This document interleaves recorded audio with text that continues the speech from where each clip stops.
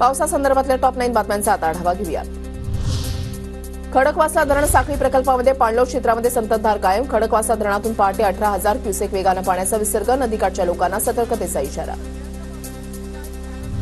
पुण्यातील भिडे पूल पुन्हा पाण्याखाली, वाहतुकीसाठी रस्ता बंद। खडकवासला धरणातून मोठ्या प्रमाणात पाण्याचा विसर्ग। कोल्हापुरातील पंचगंगा नदीच्या पाणी पातळीमध्ये हळूहळू घट। पंचगंगेची पाणी पातळी सध्या 46 फुटांवर, अद्यापही नदी धोका पातळीवरच।